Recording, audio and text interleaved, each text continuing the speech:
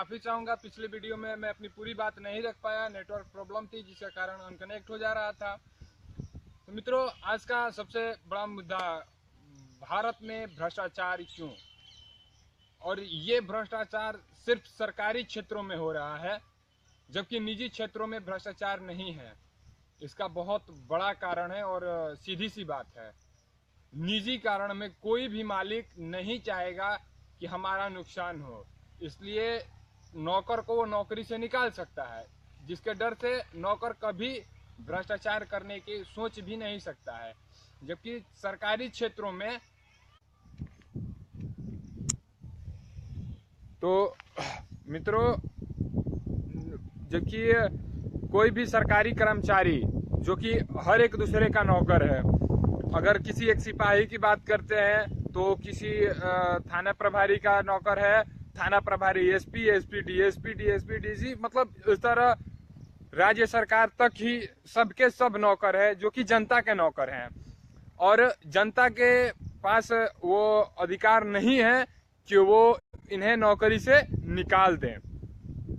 तो अगर ये जनता को ये अधिकार मिल जाए, मतलब मैं सीधी सी बात कहना चाहूंगा कि राइट टू रिकॉल, जो कि अब भारत में लागू हो जाना चाहिए, कि जिस नेता को या जिस करप्ट ऑफिसर को, करप्ट टीचर्स को मैं सालों साल झेल रहा हूं, उसे ज्यादा दिन तक नहीं झेल सकूं।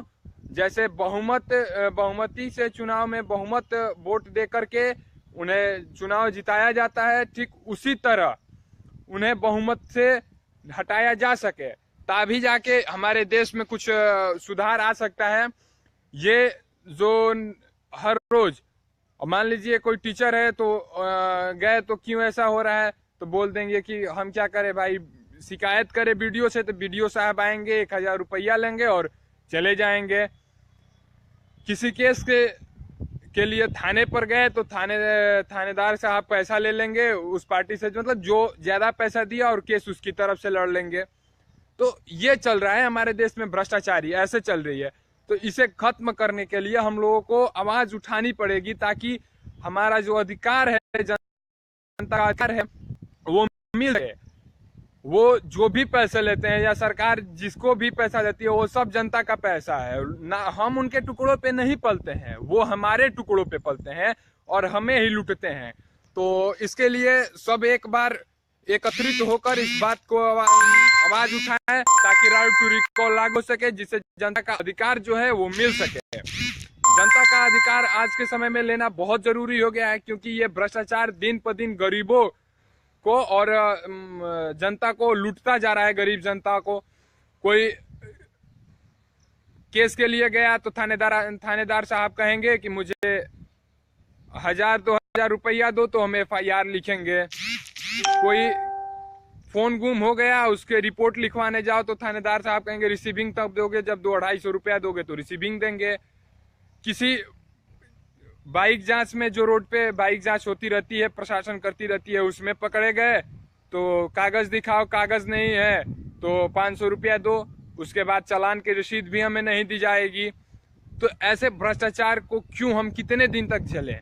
मंत्रियों को का विरोध करो, नेताओं का विरोध करो, तो हो जाता है कि हम लोग ऐसे ही सुरता फैला रहे हैं। तो इससे तकलीफ हम जनता को ही हो रही है। तो इसके लिए हम लोगों को आगे आना चाहिए और राइट टू रिकॉल की मांग करनी चाहिए, ताकि हमारा देश फिर से विकासशील हो सके, हमारा देश फिर से प्रगति पथ पे, जो धीमी गति से विकास कर रहा है वो तीव्र गति से विकास करे, तब जाके हमारे देश की सुधार होगी और गरीबी हम लोगों की मिट सकती है तभी, जब जनता का अधिकार हो, ताकि सरकारी कर्मचारियों को जब चाहे तब हटा दे। इसलिए आए तो सरकारी क्षेत्र में सिर्फ इसलिए भ्रष्टाचार है क्योंकि वहां का मालिक कोई नहीं है, वहां का मालिक जनता है, और जनता के पास वो प्रक्रिया नहीं दी गई है जिससे कि वो उसे हटा सके। अगर मैं ये कहूं कि आप अपनी बाइक में तेल, या अपने स्कूल में जो एडमिशन है, वो हर रोज नए स्कूल में एडमिशन क्यों नहीं करवा देते हैं? तो आप कहेंगे कि हमें क्या लेना, एक स्कूल में तो नाम है, पढ़ रहे हैं। ठीक उसी तरह हम लोग इस नेता को झेल रहे हैं।